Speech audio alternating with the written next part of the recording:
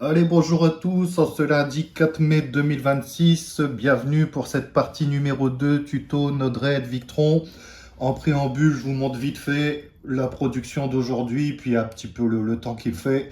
Vous voyez que le temps très couvert, hein, très nuageux, bon, on voit un peu le soleil passer à travers.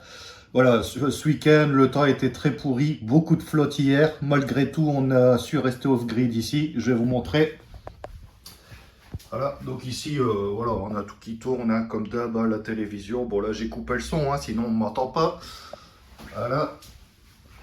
Et donc, voici la production actuelle pour un temps très couvert. Voilà, donc 9h33, 4 mai 2026. Donc, il est encore tôt et le temps est très couvert.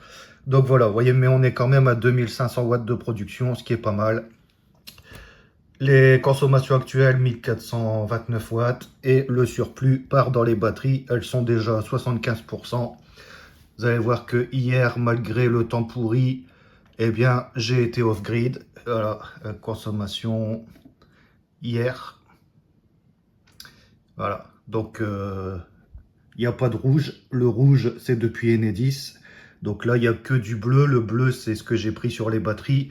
Le jaune, c'est ce que j'ai pris en autoconsommation en journée directement. Donc vous voyez, 100% off-grid malgré la pluie hier, malgré le temps couvert aujourd'hui, avant-hier pareil, hein, jour précédent. Voilà, donc ça fonctionne très bien. A tout de suite pour la suite, pour le tuto Node-RED. Alors aujourd'hui, on va voir un petit peu pour travailler avec les variables globales, voir un petit peu aussi rajouter des conditions. Je reviens un petit peu sur la base parce que je comprends que Node-RED, c'est pas facile vraiment pour les débutants à appréhender.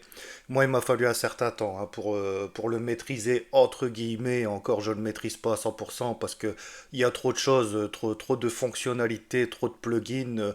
Je pense pas que maîtriser Node-RED à 100% ce soit possible parce qu'il y a des nouveautés tout le temps, il y a tout le temps de nouvelles choses à apprendre. Donc voilà. Node-RED déjà à la base, comment ça fonctionne? Bah, en fait, ça fonctionne sous forme de messages payload. Il y a aussi les messages topiques, mais on va se consacrer sur les messages payload. Qu'est-ce que c'est que les messages payload? Bah, en fait, c'est que quand vous interrogez un équipement, vous recherchez une information. Donc, en fait, au début de votre scénario, la première chose à faire, c'est se dire qu'est-ce que je veux faire comme scénario avec Node-RED? Qu'est-ce que je veux arriver à faire comme automatisme? Donc il faut réfléchir à ça. S'il faut, vous prenez un calepin, vous faites un petit schéma de ce que vous voulez faire, les conditions et les actions. Quand vous avez réfléchi à ce que vous voulez faire comme scénario, la première chose à faire, donc, c'est de récupérer la valeur de départ qui va en découler de tout le reste. Donc pour récupérer la valeur de départ, bah, il faut déplacer le nœud qui contient cette valeur dans la grille et cette valeur sera sous forme de message payload. Donc message payload, c'est une variable, si vous voulez, dans laquelle, qui va contenir la valeur de l'information que vous recherchez. Voilà. C'est un peu comme une boîte dans laquelle vous ouvrez la boîte, vous venez mettre votre information et après on va venir ouvrir la boîte pour récupérer l'information. Voilà un peu le contexte de la variable informatique. J'essaye de vulgariser au maximum, de simplifier au maximum. Alors les puristes informaticiens qui regarderont, ne m'en voulez pas, hein, parce que c'est pas facile à expliquer, puis c'est pas mon métier de professeur, donc je fais ce que je peux. Alors la première chose à faire, je disais, c'est qu'on va mettre un nœud dans la liste d'interrogation. Donc si vous vous rappelez ce que j'ai dit dans la première vidéo, les nœuds dans lesquels il y a le petit carré gris à droite, c'est pour aller chercher une information. Et ceux dont il y a le petit carré gris à gauche, c'est pour envoyer une commande. Donc il faut faire attention à ce qu'on sélectionne. La première chose à faire, donc on va récupérer le SOC de la batterie. Voilà, batterie monitor. Donc ce qu'on va faire, c'est qu'on va faire un scénario pour se mettre off-grid en fonction de l'état de charge de la batterie et aussi en fonction d'une plage horaire. Ça sera l'exercice d'aujourd'hui. Donc on clique dessus, on vient sélectionner notre batterie. Bon, si vous n'en avez qu'une, vous n'en aurez qu'une dans la liste. Encore une fois, je précise que la batterie doit être connectée au Cerbo GX. il doit avoir une communication établie parce que sinon, bah, vous ne verrez jamais votre batterie apparaître hein, ici dans Node-RED. Ça, c'est sûr et certain. Donc moi, c'est l'agrégate parce que c'est le plugin qui reprend mes deux batteries. Donc je vais sélectionner celui-ci. Mais j'aurais très bien pu prendre batterie 1 ou batterie 2, vous voyez. La mesure, donc la mesure, on va se limiter au SOC, l'état de charge, pour exprimer en pourcentage pour l'instant. On va lui donner un nom. SOC batterie. On va arrondir à un chiffre après la virgule. Vous voyez, il y a l'aperçu là, 76,2%.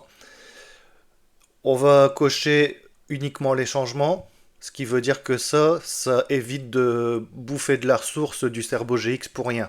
C'est-à-dire que la valeur sera mesurée et sera envoyée que si elle change. Donc tant que ça va rester à 76,2, il ne se passera rien, la valeur ne sortira pas. Dès que ça va passer à 76,3, la valeur va sortir. Donc c'est très pratique. Vous pouvez aussi rajouter le nombre de messages par seconde que vous voulez. Donc ça c'est aussi une condition en plus pour éviter d'envoyer trop de messages. Ça c'est au besoin après. Puis après il faut tester. Ce qu'il y a en plus maintenant dans les nœuds bleus Victron, dans Node-RED qui n'avaient pas au début, c'est qu'ils ont rajouté un calcul de conditions dans le même nœud. Et ça, je trouve que c'est génial d'avoir pensé à ça, parce que ça évite de rajouter un nœud de conditions, il y en a déjà un intégré dedans. Bon, vous allez voir que c'est pas suffisant, il y aura quand même d'autres conditions à rajouter après, mais il fallait le souligner, c'est quand même pas mal. Donc ici, voilà, condition 1. Donc la petite flèche qui part vers la droite, c'est plus grand que. La petite flèche et le signe égal, plus grand ou égal, inférieur, inférieur ou égal, est égal, ou différent. Bon là la traduction il est écrit n'est pas égal, mais moi je dirais plus différent. La traduction correcte c'est différent. Quand il y a un point d'exclamation et un signe égal, ça veut dire que si la valeur est différente de la valeur d'avant. Donc là, c'est un calcul booléen, donc il va renvoyer vrai ou faux, true ou false. Donc en fonction du calcul de la condition ci-dessus, ça va renvoyer soit true, soit false. Donc là, si je mets 15 pour 15%, admettons qu'on veuille, pour ça que je vous dis qu'il faut réfléchir à ce que vous voulez faire avant de le faire. Ça, le programme, il va pas le faire à votre place. Donc moi, je réfléchis, je me dis, bah moi, je veux passer off-grid si ma batterie est égale ou supérieure à 15%. Et si c'est pas le cas, repasser en mode réseau on-grid. Donc voilà pourquoi je mets 15%. Là, je suis supérieur, je vais plutôt mettre supérieur ou égal, parce que si je suis pile à 15%, bah, je veux que ça passe off-grid. Donc là, si je suis entre 15 et 100%, eh bien, ça va me renvoyer true, vrai. Voilà. Vous voyez le calcul ici au-dessus. Si c'est pas le cas, si je suis à 14%, si je suis entre 0 et 14% d'état de charge de batterie, ça va me renvoyer false. Voilà, je pense que c'est clair. Donc ici on fait terminer. On fait déployer ici en haut. Voilà. Et vous voyez qu'ici vous affiche true. Pourquoi? Bah parce que c'est vrai que la batterie est à plus de 15% d'état de charge. Le petit carré qui est apparu ici en haut, ça vous renvoie la valeur. Donc si je mets un debug,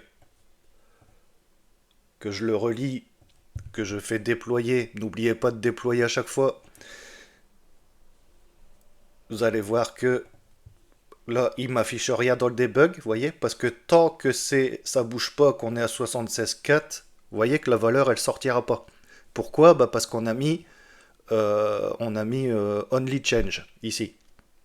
Donc tant que ça va pas changer, ça va rester comme ça. Là, il faut attendre que ça passe à 76.5 pour avoir la valeur. Bon, là, je vais le retirer pour vous montrer que la valeur, elle sort. Terminé, tac. Vous voyez, je le décoche, je fais déployer. Et là, hop, vous voyez, la valeur, elle sort. Voilà. Donc le premier carré vous donne la valeur mesurée du SOC de batterie.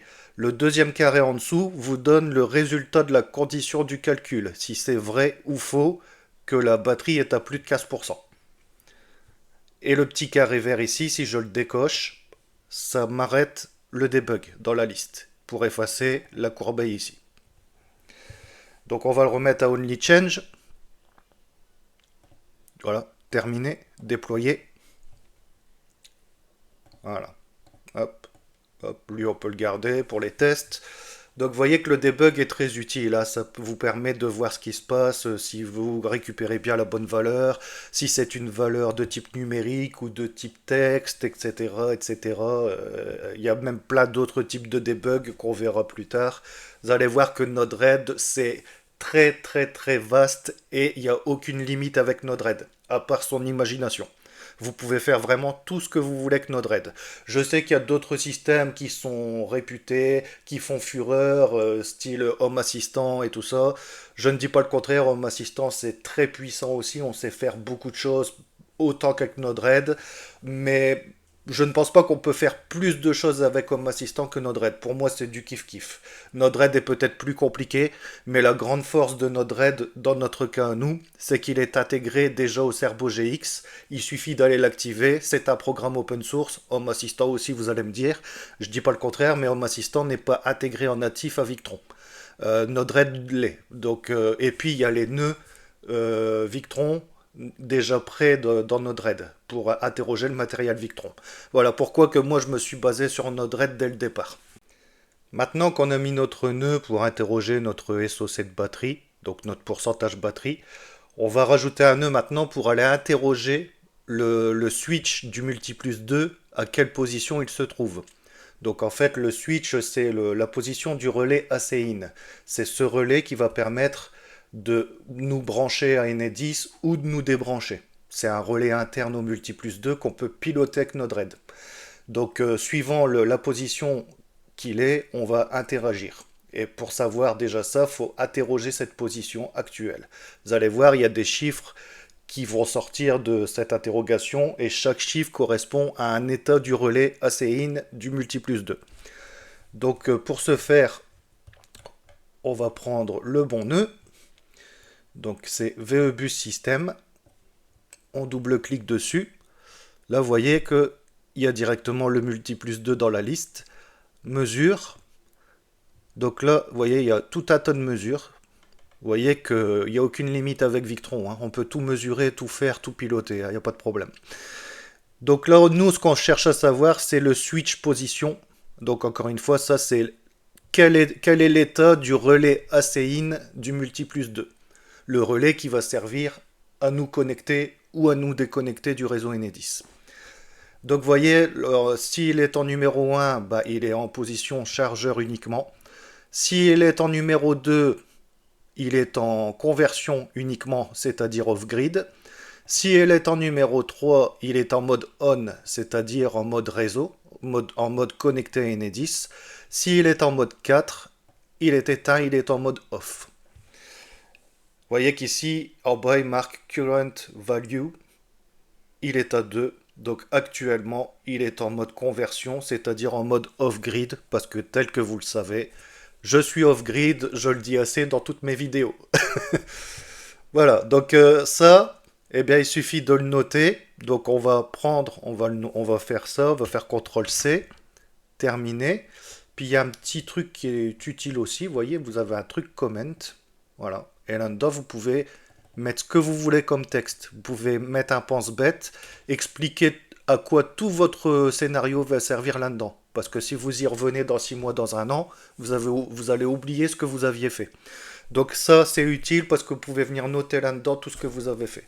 Bon, là, moi, je vais juste mettre ça, les valeurs de switch du multiplus 2 pour qu'on sache se rappeler c'est quel numéro qui correspond à quoi. Terminé. Alors, on va déplacer un peu tout ça. Voilà. Donc, vous voyez, pour déplacer, hop, on clique gauche de la souris, on déplace notre souris, ça vous affiche un rectangle, on relâche et vous voyez que tout est surligné en orange et donc tout est sélectionné. Je clique n'importe où, je déplace et je peux déplacer où je veux dans la grille. Alors, maintenant, notre nœud, voilà, donc notre nœud d'interrogation du switch du multiplus 2, il est là. Donc ce qu'on va faire maintenant, c'est qu'on va créer une variable globale qu'on va nommer comme on veut, dans laquelle on va venir assigner la valeur du switch du multi plus 2 actuel, pour pouvoir récupérer cette valeur pour notre scénario qui sera ci-dessous. Donc pour ce faire, il faut faire une fonction. Donc la fonction, elle est où? Elle est là, ici. Donc vous prenez un nœud function, vous venez le mettre, vous reliez votre nœud d'interrogation du multi plus 2 du switch à cette fonction, vous double-cliquez sur cette fonction, et là, il y a juste un petit bout de code à mettre pour créer la fonction et assigner la valeur mesurée dedans. Voilà. Voilà à quoi ça ressemble. Donc global set, donc c'est-à-dire que je crée une variable globale. Une variable globale, donc pourquoi global? Parce que ça veut dire que n'importe où dans le code, n'importe où dans la page, même si je crée une deuxième page Node-RED, cette valeur, cette variable sera accessible partout dans Node-RED, du fait qu'elle est globale. Il y a d'autres types de variables qui ne sont pas globales, qui sont d'un autre nom, j'y reviendrai plus tard, et qui sont limitées en local à un certain endroit dans le code. Là, je fais global pour simplifier et être tranquille pour vous montrer et que ça soit accessible partout. Donc global set, je crée une variable globale que je nomme switch position. On peut la nommer comme on veut, hein. Il n'y a pas de problème. Voilà. Bien sûr, elle est de type texte, hein, parce qu'elle est entre des guillemets, vous voyez. Virgule, message payload. Donc vous voyez, message payload, c'est ce que je disais, c'est le nom de la variable payload intégrée à Node-RED de base, dans laquelle la valeur vient se mettre. Donc là, je dis quoi? Je dis créer une variable globale qui va se nommer switch position, dans laquelle tu me mets la valeur de message payload. Puis retourne-moi le message final de résultat. Voilà ce que ça veut dire. Je fais terminer, je fais déployer. Et là maintenant, dans ma variable qui se nomme switch position, j'ai la valeur du switch de la céine. Donc la valeur numéro 2 vient de se mettre dans ma variable globale switch position. On va en avoir besoin après dans le reste de notre scénario en dessous. Donc là, on va mettre un nœud switch maintenant, un nœud de condition en sortie. Donc là, ça nous dit quoi le résultat du calcul? C'est si c'est vrai, si c'est faux. Donc la première condition, on va mettre si c'est vrai. On va rajouter une condition, donc vous avez un plus ici, pour ajouter autant de conditions que vous voulez. Là on va mettre si c'est faux. Voilà, donc si c'est vrai, si c'est faux. Si c'est vrai, on sort à la sortie numéro 1 du nœud switch. Si c'est faux, on sort à la sortie numéro 2 du switch. Voilà, donc pourquoi j'ai mis vrai ou faux? Parce que le résultat de mon calcul SOC de batterie, il va me renvoyer vrai ou faux en fonction du calcul du pourcentage. Donc ici, je viens relier ma sortie conditionnelle. Donc vous voyez, hein, vous voyez ici, si je me place dessus, conditionnel, pas vous tromper, pas vous mettre là sur valeur. Conditionnel, on rentre dans notre nœud switch. Donc lui, il va récupérer à son entrée la valeur soit true ou false, vrai ou faux. Et donc si c'est vrai, donc si c'est vrai que la batterie est à plus de 15%, je veux être off-grid. Donc si c'est vrai, je suis sur le premier carré ici en haut, donc on va commencer, on va déjà faire la partie du haut, dans le cas où c'est vrai qu'on est supérieur ou égal à 15% de batterie. Donc là, on va mettre un autre nœud switch qu'on va relier. On va cliquer dessus. Et là, vous voyez en haut, il est écrit message.payload, mais on peut très bien récupérer la valeur de notre variable globale pour faire notre calcul de condition. Donc là, si je clique et que je clique sur global, que là, je mets switch position, voilà, vous voyez, il me l'a trouvé, switch position, que je mets différent de 2. Donc vous voyez que là, attention, hein, vous voyez que là, il était sur texte. Vous voyez le AZ, si vous le laissez comme ça, lui, il va l'interpréter comme une valeur de texte.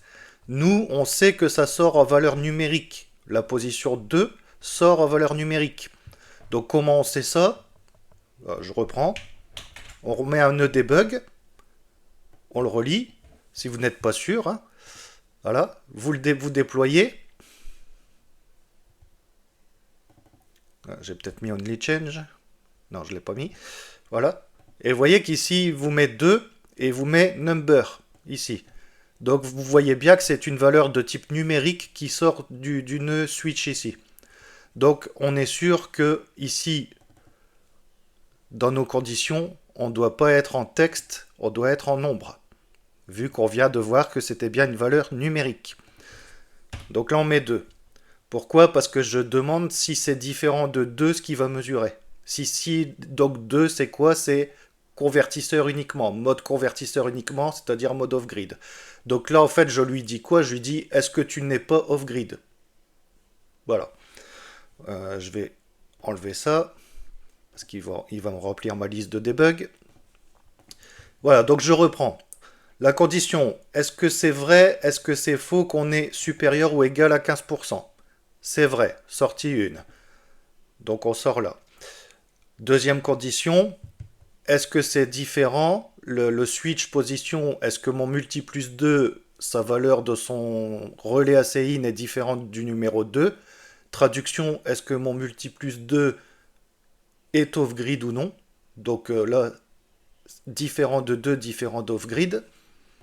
S'il est différent d'off-grid, bah, ça veut dire que je dois lui envoyer la commande pour le mettre off-grid. Pourquoi je fais ça? Pour éviter d'envoyer les commandes sans arrêt. Parce que si vous ne mettez pas cette condition-là, bah lui, sans arrêt, même qu'il est off-grid, il va envoyer 2, 2, 2, 2. Il va dire mets-toi off-grid, mets-toi off-grid, mets-toi off-grid, alors qu'il l'est déjà off-grid.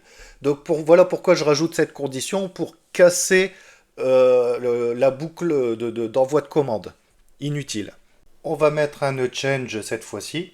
Donc ce nœud-là, il sert à quoi? Il sert à définir la valeur qu'on veut envoyer. Donc on peut mettre ce qu'on veut. On relie, on double-clique. Et là, je veux que mon message payload ait la valeur de type nombre numéro 2. Voilà, donc là j'envoie message payload égale 2 dans le multi plus 2 pour qu'il comprenne qu'il doit passer en mode conversion, en mode off-grid. Je fais terminer. Et là, je vais chercher mon nœud du multi plus 2. Donc cette fois-ci, un nœud de commande avec le petit carré gris à gauche. Donc c'est ici. Vous voyez? Et là, vous avez le petit carré qui est là à gauche. Donc on lui envoie une commande. C'est pas un nœud d'interrogation. Je le relis, je double-clique. Le multi plus 2 est déjà sélectionné. En dessous, je m'en vais chercher switch position. Parce que c'est le switch position qu'on va piloter. Le relais ACIN. Et on va lui envoyer la valeur numéro 2 pour le mettre en mode conversion, c'est-à-dire le basculer en off-grid. Terminé.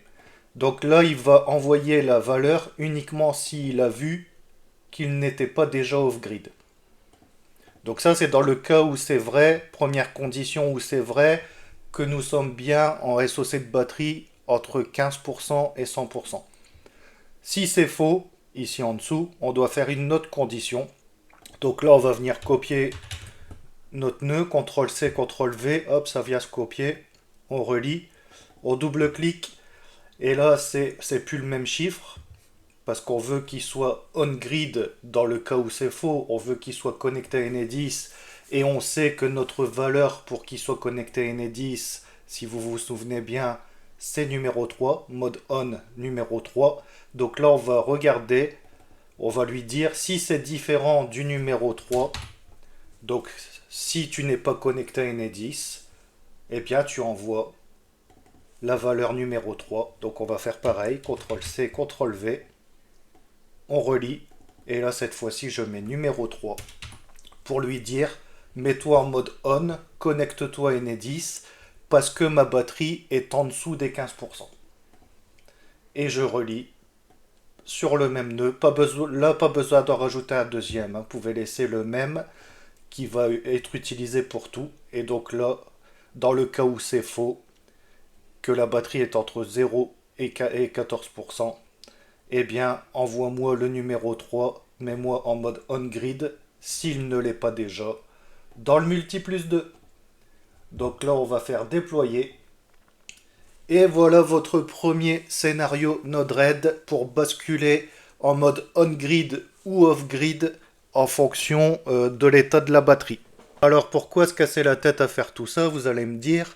Certains pourraient même me répondre, moi j'ai un onduleur de telle et telle marque tout en un, il fait déjà tout ça automatiquement, je dois pas me casser la tête à aller faire des scénarios dans Node-RED, c'est déjà intégré en natif.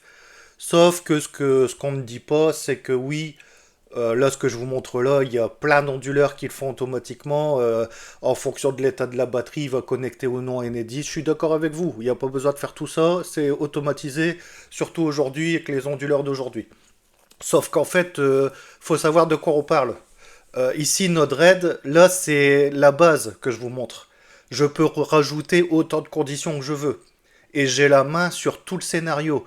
Un truc qui est intégré dans un menu d'un onduleur, vous n'avez pas la main dessus. Vous êtes dépendant des développeurs de l'onduleur. Vous êtes dépendant du bien vouloir, du bon vouloir des mises à jour des développeurs si vous voulez telle et telle fonctionnalité. Donc vous devez attendre, vous êtes dépendant. Là d'ailleurs, on va rajouter une condition pour complexifier un petit peu le scénario, rajouter une condition en plus de plage horaire, mais je peux rajouter autant de types de conditions que je veux, même en fonction de la météo, on y viendra plus tard. Voilà, il n'y a pas de limite. Et par après aussi, on rajoutera Alexa, comme j'ai fait. Ceux qui me connaissent sur TikTok, ils savent jusqu'à quel point je suis allé. Sur YouTube, vous ne me connaissez pas encore, mais ça viendra par la suite de toutes les vidéos.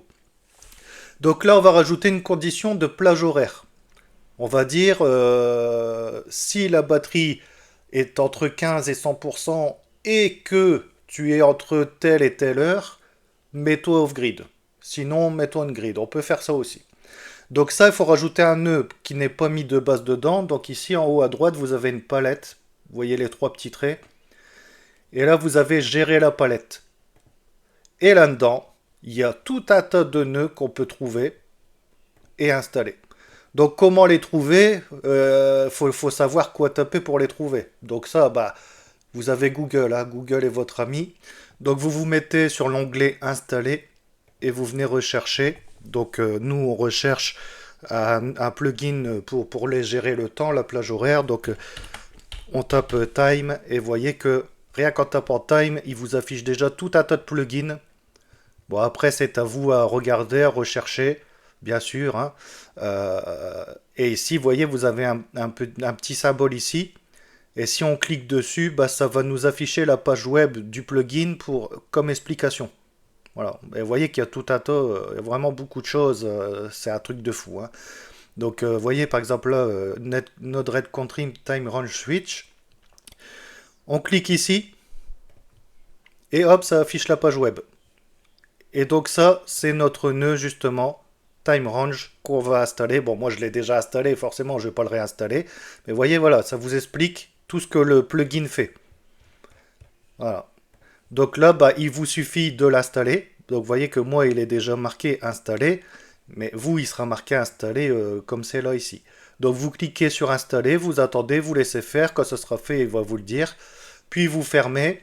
Et après, vous irez voir dans votre liste ici à gauche et vous allez voir donc ce nœud-ci apparaître.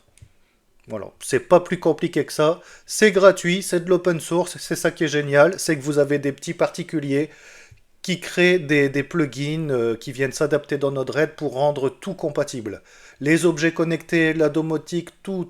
Voilà, c'est grâce à tout l'open source qu'il n'y a aucune limite aujourd'hui. L'open source n'est pas dangereux. J'entends aussi des discours comme quoi l'open source est dangereux, c'est faux, hein. J'y reviendrai plus tard. Surtout que le système de cryptage Victron, c'est de l'ordre du militaire. Voilà, fermeture de la parenthèse. Alors le time range, donc on va le prendre. On va double-cliquer dessus et vous voyez qu'ici, il vous met une affiche qui souhaite connaître votre localisation. Donc là, vous pouvez l'autoriser parce qu'en fait, c'est comme ça, il va calculer votre latitude, votre longitude automatiquement par rapport à l'endroit où vous habitez pour définir votre fuseau horaire. Voilà. Bon, moi, je le fais.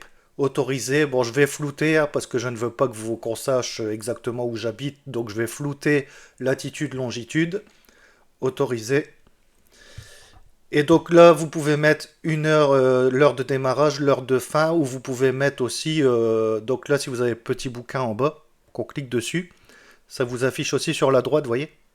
Et vous pouvez mettre sunrise, sunrise end, vous voyez, vous avez tout un tas de trucs, sunset, sunrise. Vous n'êtes pas obligé de mettre des heures, vous pouvez mettre lever du soleil, coucher du soleil, vous voyez. Il y a plein de choses. Bon, moi, je vais mettre un horaire pour la démonstration. Donc, imaginons que je veux que ça soit uniquement entre midi et 20 heures, la condition du scénario.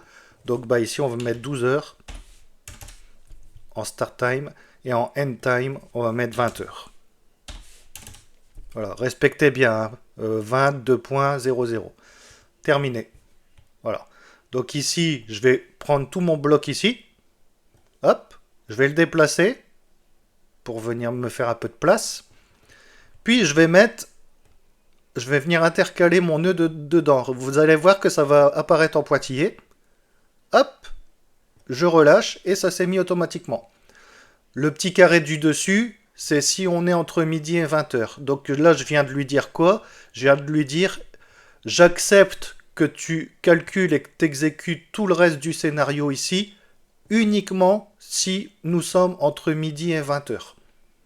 Donc s'il est 10 heures du matin, bah lui il va sortir là et il fera rien du tout. Voilà. Donc vous voyez que ça c'est génial aussi. On peut rajouter autant de conditions qu'on veut, même de jours, hein, tel jour du mois, telle semaine du mois, tel mois de l'année. Il n'y a pas de limite. Maintenant, ce qu'on va faire aussi par la suite, c'est que par la suite, là j'ai mis tout ça pour vous montrer, pour simplifier, pour vous montrer qu'il y a des nœuds existants pour simplifier le code. Mais il faut savoir qu'on peut encore simplifier beaucoup plus le code que vous voyez là, juste avec une fonction ici. Donc c'est du JavaScript, hein. Donc avec un nœud fonction ici, dans lequel il y aura tout du code, pas ça, hein, ça sera un code différent, et bien rien qu'en faisant un nœud fonction, on peut effacer tout ça et juste mettre le nœud fonction ici, avec le code JavaScript dedans. Le JavaScript, c'est quoi? Pour ceux qui connaissent rien, c'est un langage de programmation. Voilà, il y a du langage C, du langage C++, du langage PHP, du langage JavaScript, du langage Python. Il y a tout un tas de types de langages, autant que de langues parlées par l'être humain, on va dire, si ce n'est plus. Voilà, donc c'était une nouvelle démonstration. J'espère que ça vous aura plu. On avancera par la suite. Et à bientôt, salut!